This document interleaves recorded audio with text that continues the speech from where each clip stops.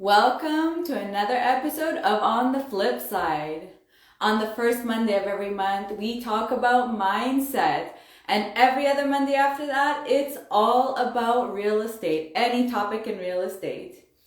My name is Diana Lizarazo, and today's guest speaker is Mark Yatako. Now, before we get started, I have some amazing news for you.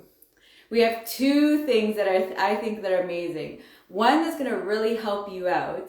So if you're a real estate investor, you're going through hard times, myself and Elizabeth Kelly are going to be helping you by masterminding on your problems. And we're going to help you out. So if you want some help on masterminding on those problems, then send me a DM, or you can also send Elizabeth Kelly a DM, and we're going to be helping you strategize on how to fix those problems. And that's going to be this Friday at 12 o'clock. We're going to start doing that. So it's going to be a lot of fun. If you're stressing out, share your problem. Also come on live. So if we don't fully answer it or you have a follow-up, we can definitely answer that. And the other thing that I want to share with you is my application, Refam. It's a social networking platform that's there for the real estate investing industry. So if you're a mentor, if you're a professional, or you're an investor, oh my God, and if you're an investor, you want to be a part of this platform because it's there to help you build credibility, to become searchable so people know what are your strategies you work on, or you're teaching on, or you're doing your profession in. And it's just a social networking platform that you can enjoy, have fun, and do some more problem solving. So now back to the show. On the flip side, we have real estate investors that are here to help you by sharing their knowledge. So let's bring on Mark. Today's topic is how renovations are with multifamily. What are the differences? So if you guys are ready to bring on Mark, let's send some hearts, some thumbs up. Let's bring him on the stage.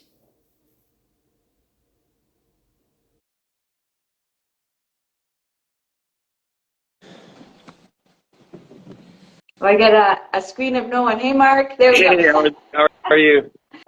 Good. How are you? Oh, I can't hear you. Hold on. Let me put up my volume here. I think Doing it's good. good. Oh my God, we have almost the same screen, almost the same background. I wanted to match you.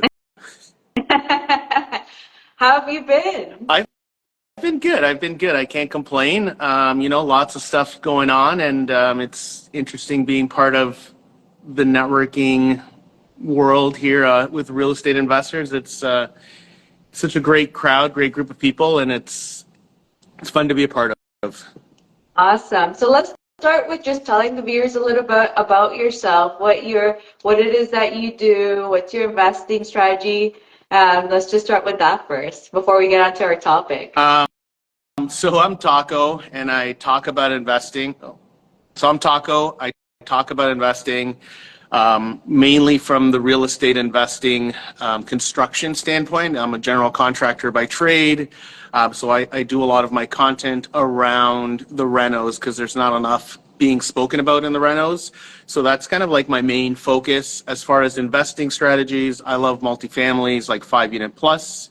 Working on a development project, and we're trying to acquire, like 18 to 20 unit apartment buildings size right now. And that's kind of a bit of who I am. I've been doing this for 15 years, solely renovating real estate investors and in the apartment building space. So I do a lot of the larger scale projects versus, duplex, triplex. We still do a lot of that. We service a lot of those clients, but mostly we target the apartment buildings. Awesome. And this is why you're the perfect person to talk to on the multifamily side. So let's do a high level of what are the differences that you notice between a regular renovation to a multifamily renovation? So I think the biggest difference in a regular, to do let's say triplex or smaller versus 5 units plus, a larger strategy is a lot of people who are purchasing apartment buildings. They're going to hold them for a lot longer than a regular real estate investor. I mean, even though we hold it forever, somebody who buys apartment buildings are typically going to hold that thing for 10 to 20 years all day long from the get-go. So a lot of the renovation strategies around that is that it's going to last that long. So when we're planning the renovations, it's going to be a lot more focused on, okay, what are our short-term goals and what are our long-term goals, and how are we going to mitigate long-term problems today? So, a lot of investors, they'll go and they'll buy stuff at Home Depot, or, they'll find like a cheap store on the side and they'll just buy all this product and install it in their unit, and then, they're good to go. But when we're doing apartment buildings, every single unit needs to look and feel the same. That's the whole idea behind the apartment buildings. It needs to be, like the apartment building is the product. So everything needs to be the same and standardized, and it needs to be able to be found in multiple periods, right? You're not going to renovate, like when you buy a house, you're going to renovate the whole house typically all in one shot. When they buy a multifamily apartment with 20, 50, 100 units, all 100 units are typically not getting renovated in the first year, in the first 5 years. So once they create their spec of how the unit should look, that needs to last over multiple periods. And like 5 years down the road, you still need to have that same, flooring type, wall color, trim style. Like everything needs to be the same, so that one, it's easy to interchange parts within units. If something breaks down, you have a vacant unit, you can bring the stove down and everything can continue functioning. And as well as from a maintenance perspective, like where are you going to go and repair the floor, or what products are we putting in to help with repairability? So those are like some of the key things, as well as we do a lot of like water saving products, a lot of like, there's like intercoms and like building system stuff, which is not really touched on. Like, sure, there's a furnace and maybe an AC in a house, but in these apartment buildings, like the infrastructure is a lot more complex. You're going to do elevators, balconies, like roof anchors. Fire Like, exits are much more intense over there and stuff too, yeah, right? Or like the it's fire system safety is so important. 100%. It just it's a different world. It's a different space, and there's a lot more to think about even on the initial purchase. So those are kind of like the biggest differences. I mean, it is completely different, and it's more long term versus short term. Where single family, duplex, triplex, it's so easy to they're so easy to sell, right, or get rid of. Like an Yeah. apartment building, if anybody's ever gone through a purchase, you have to walk the whole building. You got to get into every single unit. You got to document the whole building, so you can imagine the amount of time and effort it takes to make that purchase, and then come up with a reno budget and a strategy in order to do the value add. Like the system of how you buy it and like renovate it and refinance it, that is generally the same. It's just on a much, much, much larger scale. 100%. And like you're saying, alluding to, I feel like it's also even when you're going to check the building, it sounds like you're even just going more rigorously in checking everything in the building than I think you would with a single family. Just because like that, I feel like if something breaks down, it can break down in so many spots compared to like a house. A house is just like, okay, something breaks in the bathroom and it's just the bathroom. But then over there, it could actually, the top unit could completely affect Oh, everything of going course, of down. course. Even like, in a house, okay, you have 3 running toilets, right? Let's say you have 3 running toilets. In an apartment building with 100 units, that could be 100 running toilets, right? And like the water bill could go insanely high.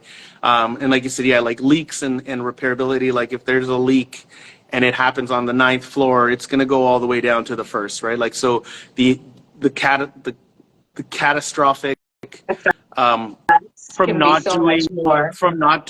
your due diligence on some of these pieces is important. And even like I said, like you can't just go to Home Depot and buy something cheap. You need to know that faucet's going to be reliable, or that toilet is going to work, and it's repairable for long periods of time, because you have 100 of them now, right? You're not just buying 1 or 3 and then you're like, whatever, I'll just buy another one. You like, if you buy a faulty faucet,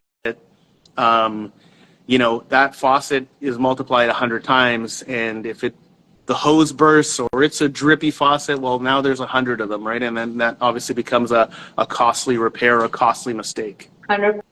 Percent. So let's start with the beginning because you were talking about the inspection. So what would you tell the viewers that what are the important things that you would say that they should really check when they're doing their inspection?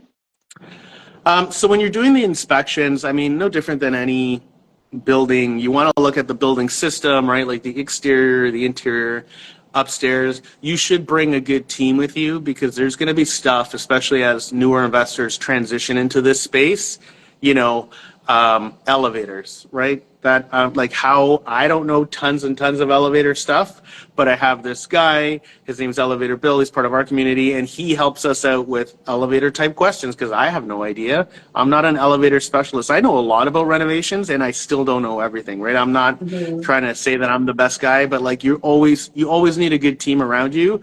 But on multiple stuff like roof, right? Like what's a flat roof look like? What is a good flat roof? What is a bad flat roof? Right? If you've never dealt with a flat roof before, well, then it's important to have some of these key people with you when you're buying a large asset, right? This isn't a single family home. This is a really big, complex building. You're going to have boiler systems, really complex boiler systems. Even the water, like draining the hot water in the building. There's like expansion tanks and pressure relief valves that we had an investor who had a building and they didn't send in a qualified plumber to drain one of the hot water valves. And when they drain the valve, basically it creates negative pressure and it like crumpled their hot water tank. We're talking about like a 90-liter hot water tank, like a pop can, because of Oh my all of God. that negative. It's an apartment building. It's a lot of pressure. And, little mistakes like that can be costly, right? That mistake costs, right? To have to replace your hot water tank because the person who drained the water didn't know how to do it properly, right? Like it's really complex. So Yeah.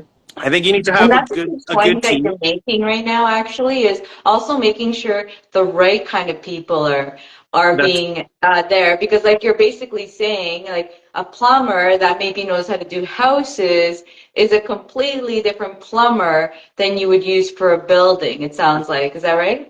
absolutely that's the point I was going to get to is that yeah, there's contractors out there, right? And sure, they all know how to do drywall, plaster, paint, but like what happens when you do that in an apartment building? What are some of the headaches and hurdles? Like a lot of people don't even think about when you're renovating a unit. Okay, what does that look like? Where does the bin go? Where do the materials go? Like this is how do they get into the unit? We've had clients where they were buying like wanting to buy like 12-foot or 16-foot baseboard trim. How am I bringing that up to the 50th floor if the elevator is only 9 feet in height? You can't, like you can't, or we're cutting them down outside and then put like it's a lot more complicated to Mhm. think just bringing the materials up into the unit and then actually doing the renovations and understanding how the building system works is key. So yeah, you got to have the right team, like guys that are familiar in that space, right? I'm not saying that contractors can't do it or can learn, but like when you're going to evaluate the building for the purchase, you can't have them learning On on the your dollar, spot. right? Like Yeah. yeah, you need that guy who's familiar, who's done a bunch of this stuff, so that you're better prepared and they can like see stuff that you wouldn't normally notice unless you've been involved in some of these Yeah. systems and complexities that come into purchasing an apartment building. That's a great point that you make too. Just even like that, like you said, the baseboards, you think of a house like that. And it's very true because even in renovations, like you say, there are so many different types of renovators because there's like the cookie cutter home builders where they have like their ways of doing everything compared to, let's say, even custom or handyman. So there are so many different types of renovators out there. And like you're saying, you have to make sure you find the right one that is, let's say, specifically for building, especially like you're saying for like say inspections or even getting it done. Because like you said, that you don't things that never happen to you, you would never think about it until it happens to you. And then so you want someone that's already gone through like how it is to deal Of with a course. building. And that layers down all the way down, like an architect, right? Like you have architects that draw custom homes, and that he's never drawn a building. Like, sure, he could probably draw an apartment building and do all the design and paperwork, but if he's never done it before, he's going to learn a lot of the tricks and the mistakes on your project, right? Like you want to have an architect who's got some experience in that space and they can show you samples of buildings that they've drawn so that you know they're experienced and they understand some of the mistakes that are going to happen. Like everybody's filed for permits before on a house and then get it back from the city with notes. Well, imagine like that times 100 units. You know, those notes can be pretty long if that guy isn't you know, experienced in that space, right? Engineers, same way. The engineering, structural engineer, if he doesn't have a lot of experience on it, he's going to do a lot of like looking up the code book or like doing some homework on like how to do it to remember it, right? And you know, mechanical engineers, you know, electrical engineers, you have all of that, including, you know, like I said, like the contractors, even some of the like the fire system companies, right? Like the boilers, right? Like there's fire sprinkler guys, like, you know, like most houses don't have sprinklers, right? These buildings have sprinklers and they have fire hoses. Like how often do you have to maintain them? What does it take to maintain this thing, right? Like if you've never done it and the guy you're bringing with, just because he's got a certificate in that space, you know, you want the guy that's specialized in your space, kind of like you were saying, like all contractors are different. You also don't want a custom home contractor renovating your apartment rental because he's going to do it too You're gonna well. spend all He's your money. he's going to take his sweet time because everything is going to bother him because his client is used to that sort of level of service. And, you know, we're Exactly. trying to get these things rented so we can refinance them as soon as possible. So it's definitely important to understand the type of contractor, because contractor, the problem with I think the industry is contractor is just like a giant blanket, right? Yeah. We're all contractors, but there's so many different layers and levels and different types. You know, there's some contractors I won't use in certain buildings and other contractors I will, just because of how they operate or their team size, for example. Like they're so different, and you got to understand well who they are so that you could best employ them within what you're trying to achieve. Yeah, I completely agree. Those are such great examples. And something that I always say, and I feel like you'll probably agree, I'd love to hear your point on is if it is your first building, your first house or whatever, I say splurge on those experienced people, like you're saying, in every category, because that, and also I feel like I always love to make sure experience, but also that answer your questions. Because us as investors, it's so important to actually get an understanding of the area we're working in, especially as a new investor. You're going new into the multifamily. Like, yes, it kind of sucks that you're putting a lot of the money, extra money into, let's say, the building that you may not have done in a different strategy if you've already done, but that's because you already have the experience and you can, for example, like you said, you know, just because you know everything about buildings now, you've gone through a few, now you can, for example, maybe, okay, I can go with someone cheaper because I understand a lot of the different things now. Do you have any comments on that? Or do you agree, disagree, or some changes? Yeah, I would say like honestly, so a lot of what I've been finding in this real estate investing space is like everybody looks to the pro star, right? We're all looking up at like the Grant Cardones and like we want to learn from them and stuff like that. And it's good to know that stuff in generalities, like to understand how he made it to the top and what sort of like steps and paths he made. But like everybody's got different paths. And it's important to learn from an experienced person, but it's most important to like sharpen your skills with somebody going through the same problems that you're going through at your level. So if you're going to get into a 9 unit, 10 unit building, start talking to people that own 9 to 10, like the similar size, right? Like a guy who's got 50 units, his problems are not the same as the 10 unit building, right? Like Yeah. it scales up and it's different. And even the guy, maybe that guy used to own 12 unit buildings, but what he was experiencing 5 years ago is not the same as today, And you especially forget with. about that, no? Like I know a lot of investors will ask me things, and it's really funny because they'll tell me, I'm like, oh yeah, you know, that did feel that bad, or you know, like that is a problem because you're just like your levels of problems are different. But actually, just to divert a little bit, I was actually talking about in the sense of the contractors and professionals we use on our projects. That's saying like make sure you use like you're saying Understood. experienced contractors, plumbers. Like maybe you can like skip out on a afterwards like a plumber that's not experienced, maybe depending on what you do. just because you know about like everything about the plumbing maybe or something? Maybe not plumbing actually, but maybe other things like Yeah, more custom, like the renovation type work. I was talking more in the yeah, sense of like the yeah. professionals themselves. I feel like splurge it at the beginning to people that will answer your questions and that they know what they're doing. Like I said, this experience in their area, so that you really learn from it. Yeah, I would say, yeah, definitely like do like look, if you're gonna own multiple units, you're gonna do this multiple times and you're gonna do the exact same thing over and over and over and over again, right? So yeah, like I tell even like newer investors who are purchasing their rental property and they're going to go through like how to get their budget, like call the big guy in, right? Like call the big guy in, get him to walk you through the scope of work, because they're going to start articulating stuff that you may not have thought of, and they're going to ask you questions about stuff you may not have Never thought thought about. of it. So then when you go to the middle size or the smaller contractor, you could start asking them the questions that the big guy told you, and you're going to really get a sense of how they react to that. They're going to be like, "Oh, yeah, the fire guy. Let me get back to you on that." Right? Like if they don't have a good, you can kind of feel out the sense of understanding that they have. Like apartment buildings is not. It is worth at least doing the first few to get your feet wet and understanding. Once you understand like the scope and what is involved, like what pieces are involved, then you could sort of start to like shed off the layers and control it yourself.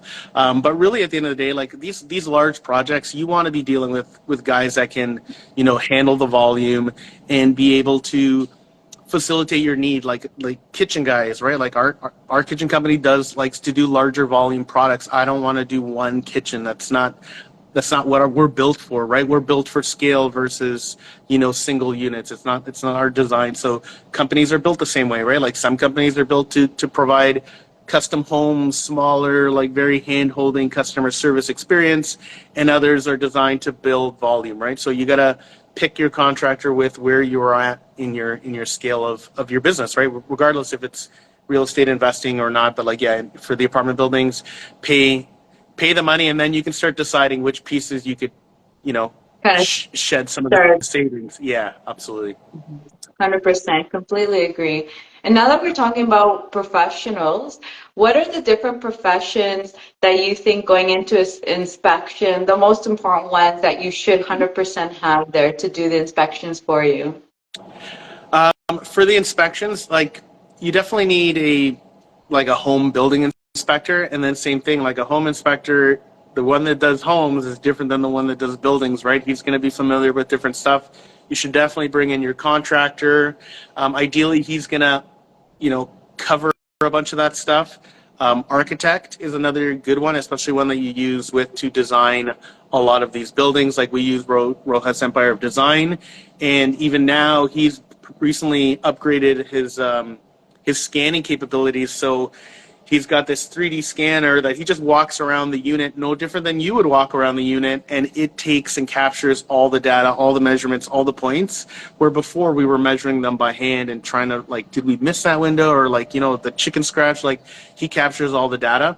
Um, and then your different environmentalists, right? Like because you're gonna have to do phase one environmental, and there's a lot. Usually we go around with when in the projects that I've been involved in, there's usually like 5 to 10 different people that are going through all of these units. Once you go through a bunch of them, then you don't need to like do them as thoroughly, because the nice thing about an apartment building is the first floor is the exact same as the second and the third and the fourth and the fifth and the sixth and the seventh and the eighth and all the way up. So once you get a good like baseline like covered and designed, then you kind of go just poke your head in to make sure that nothing is different than the other ones. But you can speed up the process as you go through it, because you're looking at the exact same unit, Mhm. over and over and over again. And then just, yeah, somebody who's really in tune with the mechanical stuff, right? Like, if you don't know anything about elevators or rooftops or boiler systems or fire sprinkler systems, you kind of want to have somebody experienced to support you with those pieces. Mhm. Love it. That's amazing. That is great information. And what would you say average for having all those people in? How much do you think it would cost to bring in all those people? Not including I would. the environmental phase So it part just, stuff, because I mean, that's it just separate. depends, right? I guess it depends on who you work with. Like, so for myself, if I'm doing it for a client I've never worked with and I don't know if I'm going to get that business, like usually what I like to do is work out with the owner that like, look, I'm going to charge you my fee, whatever my fee is. Like typically I'll charge like $1,500 to $2,000 to do a thorough building inspection, and I'll create a reno budget, layouts, everything like that for you. And if you end up hiring me, well, then I'll waive that cost. The cost is just for me not to waste my time, right? Because the last thing I want to do is spend 4 or 5 hours in a building with you, and then you go and you hire contractor C because he was $5 cheaper than me, right? So, so for that, like, That's so like, funny you say that, because that's happened to my husband, and then they come like crying back again as you feel bad after like the disaster they put themselves into for getting cheap labor.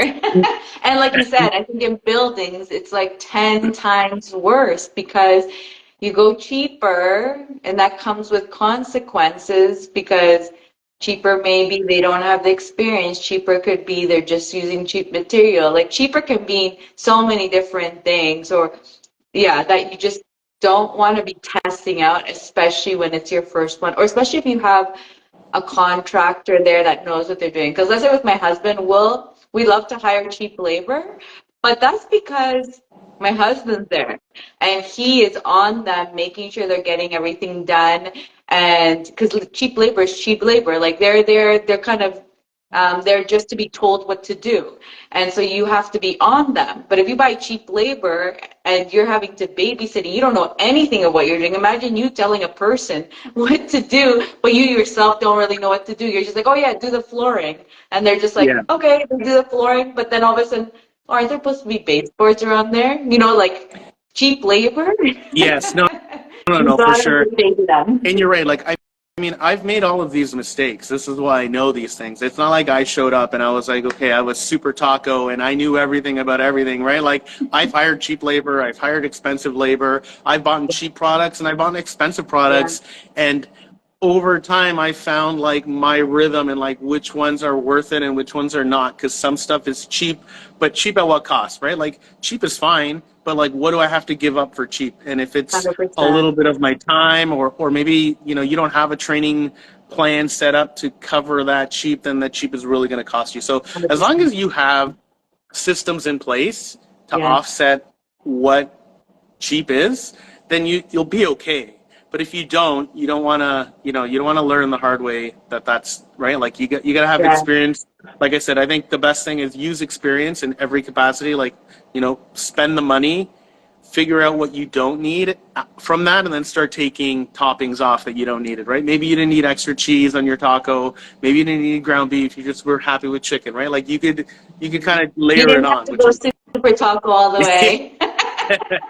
you didn't have to get Just all the the regular would have fixings. been good enough. But that's it, right? And everybody has a different um, formula, and that's like what I've learned. Like, I'm not trying to push on my formula. I tell you guys, this is the formula that we use, and we've used it multiple times in over 1,500 units with massive success. You can tweak the formula. You could not use my formula at all, and we'll help you create your own. But this is what this is. I just help kind of create, like, this is the baseline. This is what I know works, and you can choose to change it. And we've changed it with a lot of people. And some people, I'm like, wow, that really did work. And other people are like, it didn't really work. Like, there's no right way. It's just what works best for you and your goals and your project, because everybody's project is different, and a lot of people, I think, they again, with part of that blanket thing, they just like, oh, just let the contractor figure it out. And nobody's like, okay, well, what is your project goal? How long are you going to handle this project? I get that you want to spend zero, but like, if you spend $10, it's going to save you $300 down the road. And if that's not worth it to you, then don't worry about it. But if it is, then you'll at least, I can kind of come up with my renovation plan based on your investor goals and requirements. And I give you my suggestions, and then you can choose whether to follow them or not. And that becomes but I'm trying to help you make the best decision by keeping your goals in mind with what the reno goals are as well. 100%. And one thing I just want to emphasize, especially again with newer investors, is that thinking of that $1,500 to $2,000 of the charge, let's say to get that full inspection, is treated as an expense of education too. You know, it's like fine, like you said, because maybe also at the beginning, I feel like a lot of people may go through many, let's say, buildings, or at least in houses, what sense? You go through many houses because you're still trying to get the feel for it, gain that confidence.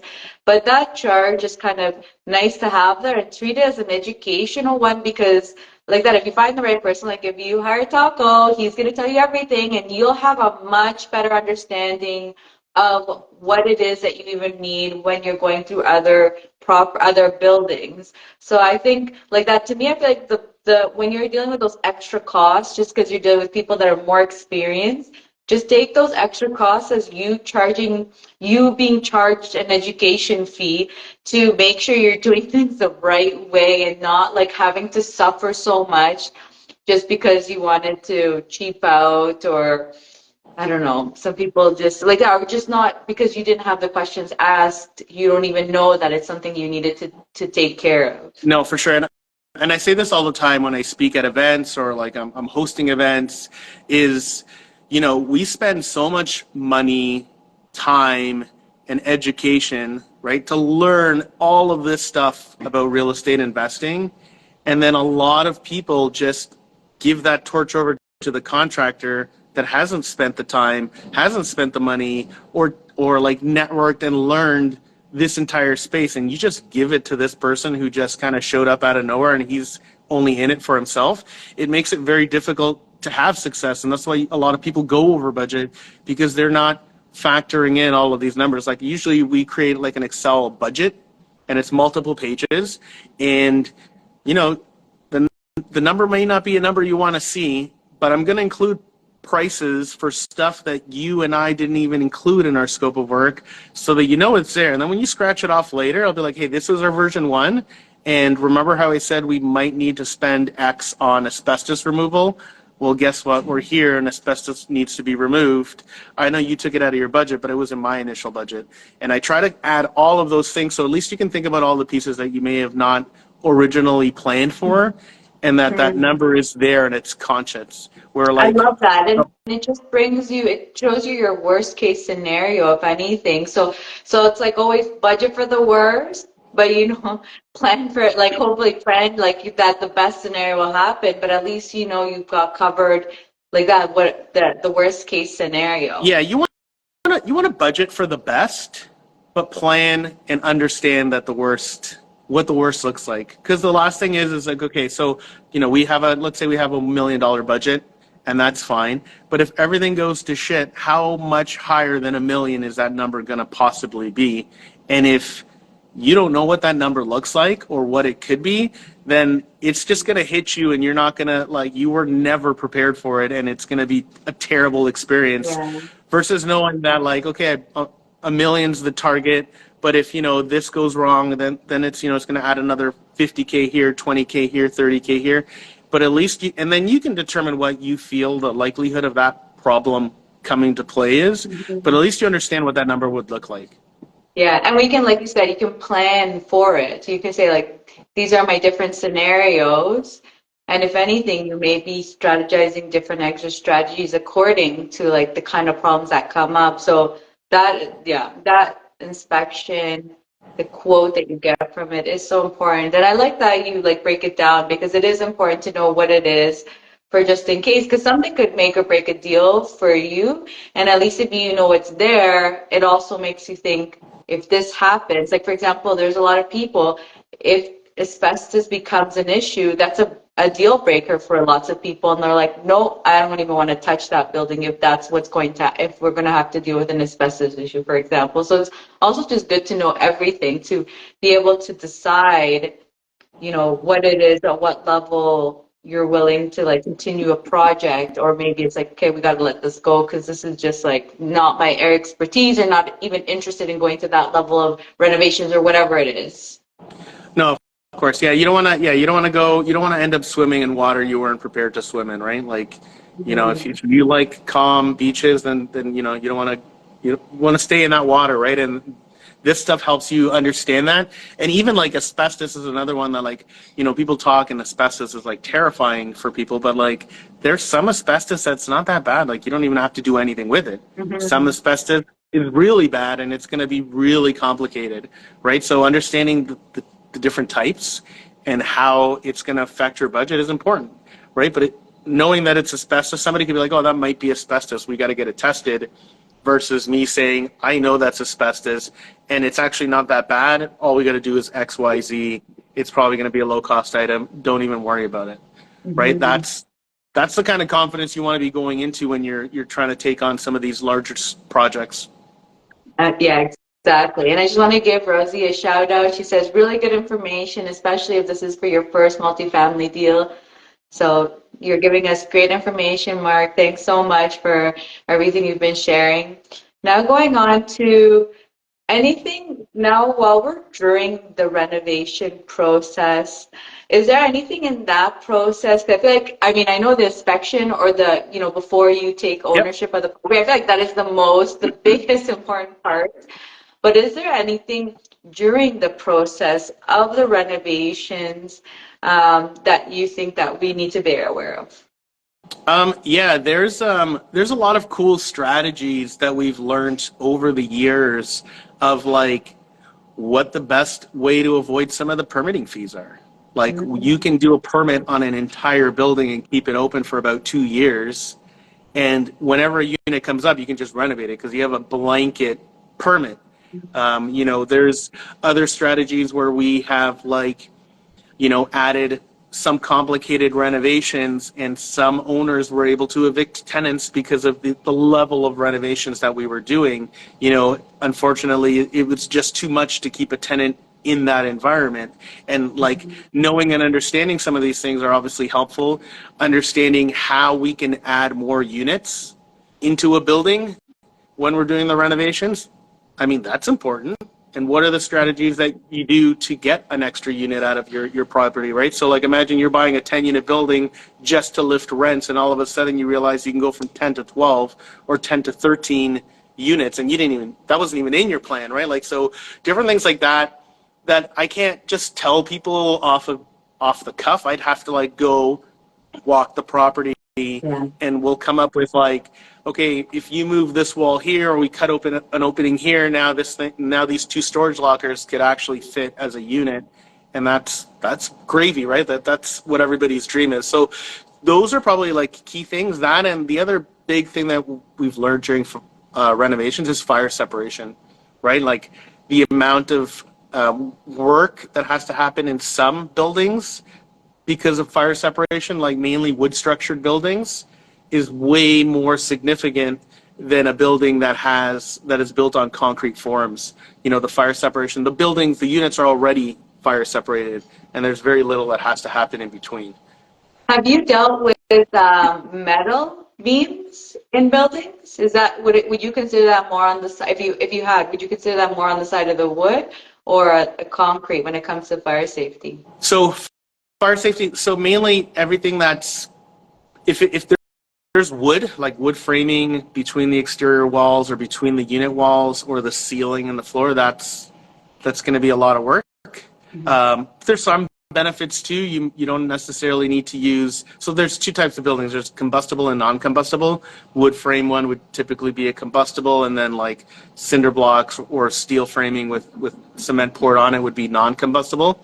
And then, but they also have their negatives too, because the plumbing you have to use in a commercial non-combustible building is a more expensive drain product than combustible product.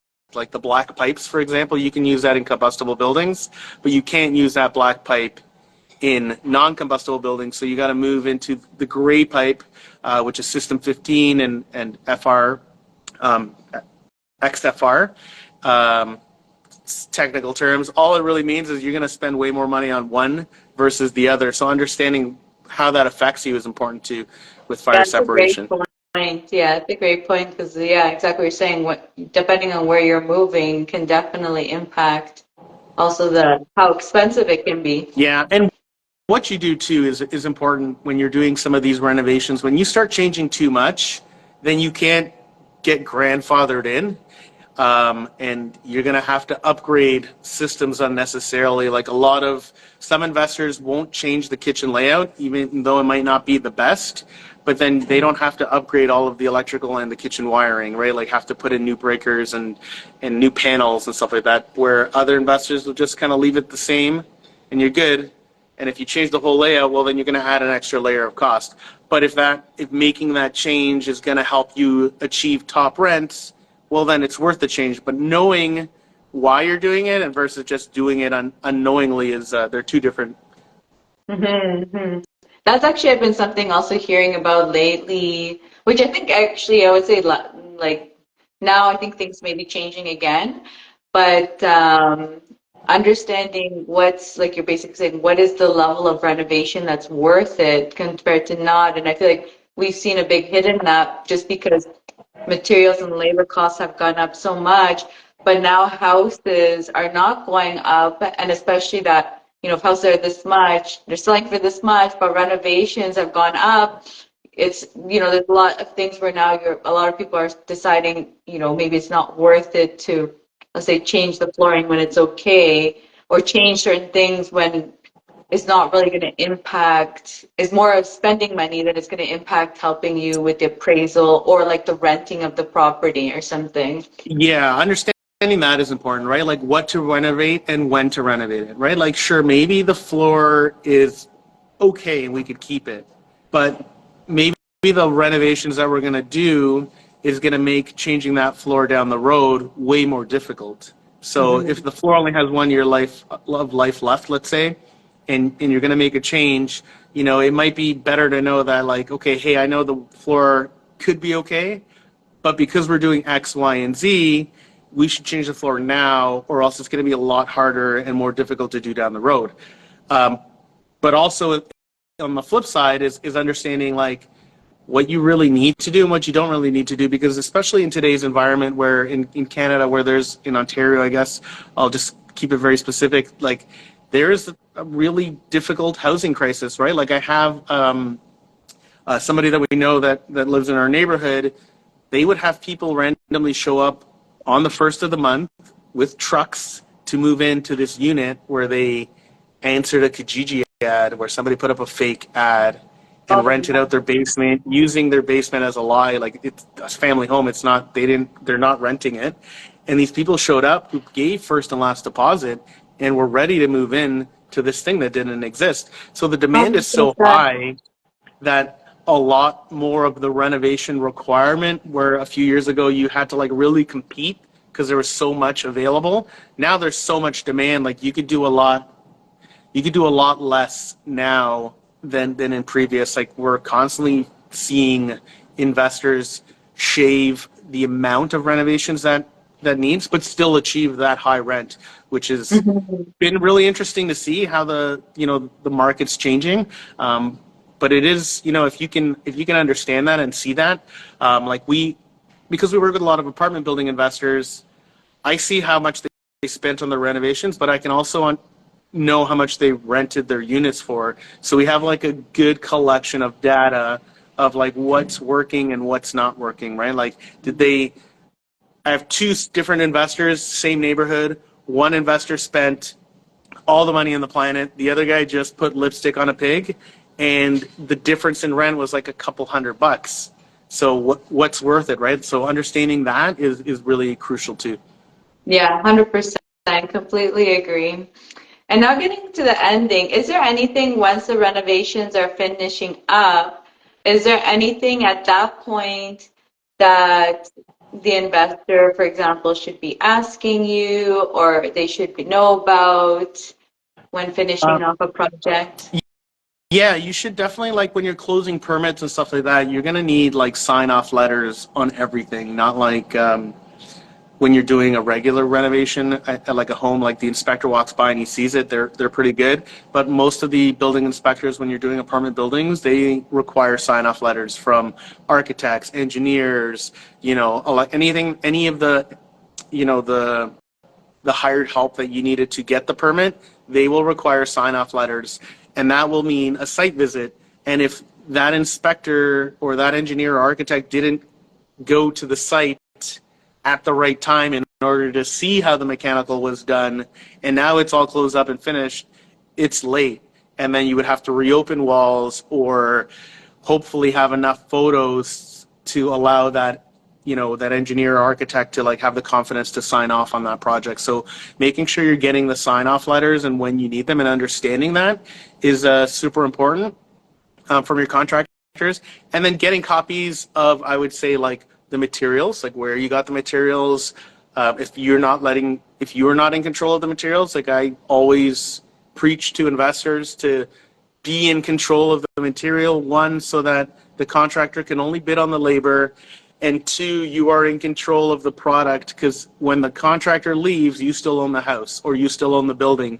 So knowing what is in the building would be on you, and then you have control over it, right? And it'll allow you to be better prepared for life cycles of units. Every time a tenant moves out, what does that look like? What paint color did they use? What brand, what like level of paint? Like it could be Benjamin Moore, but Benjamin Moore what? There's so many levels of paint, and they all don't match up together. So you don't want to be repainting an entire unit because you didn't know what a paint was.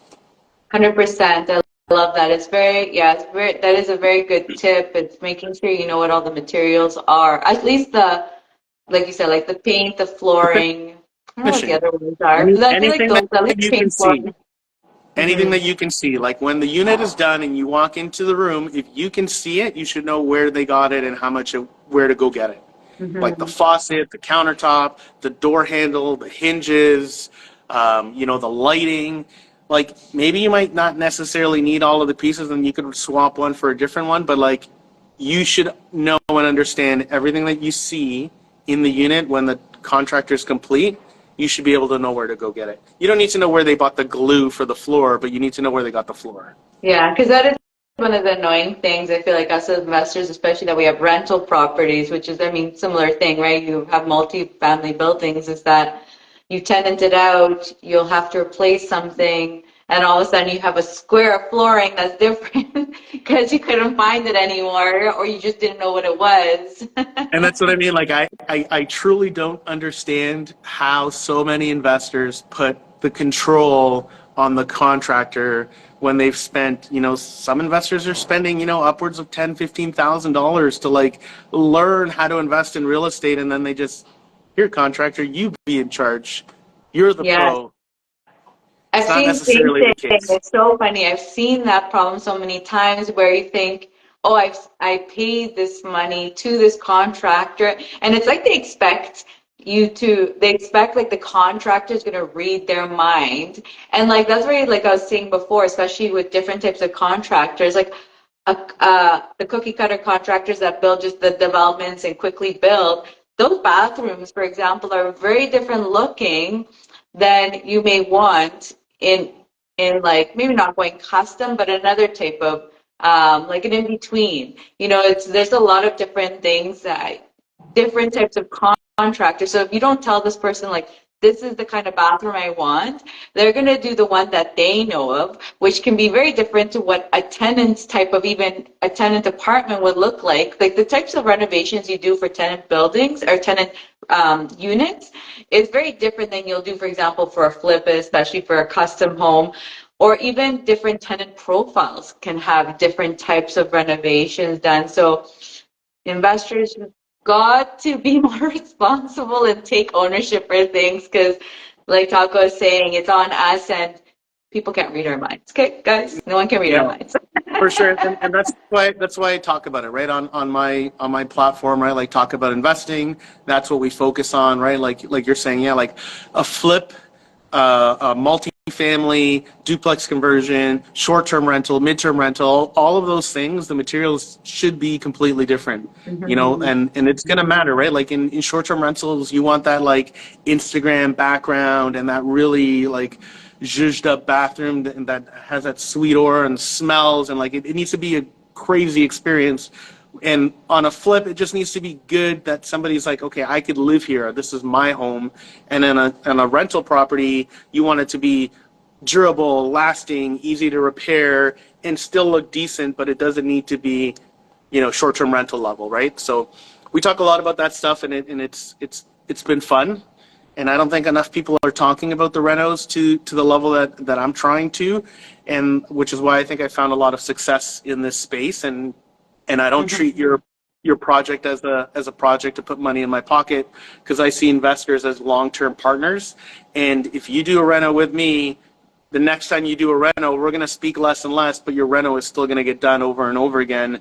And I would rather work with that, because I don't have to continue to get 1,000 clients for every job. I just have 10 clients that'll give me 1,000 units worth of work. Mm-hmm.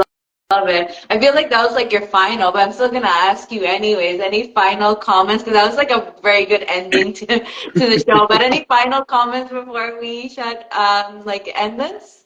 Um, no, I mean, if you guys want to follow me for the reno side of things, you can follow us on Talk About Investing.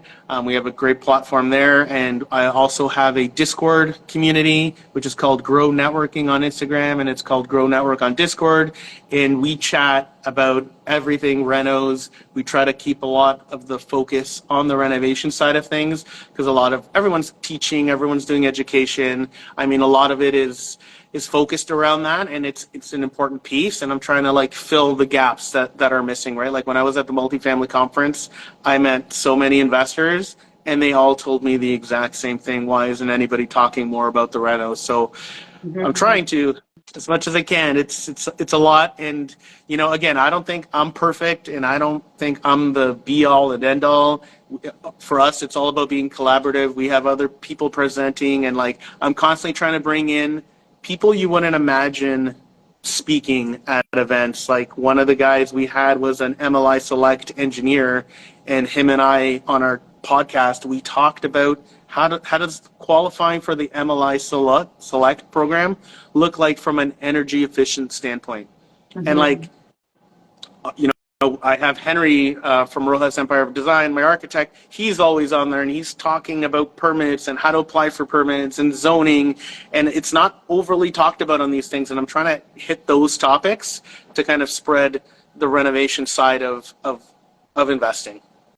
Awesome, Mark. It was so much fun to chat with you.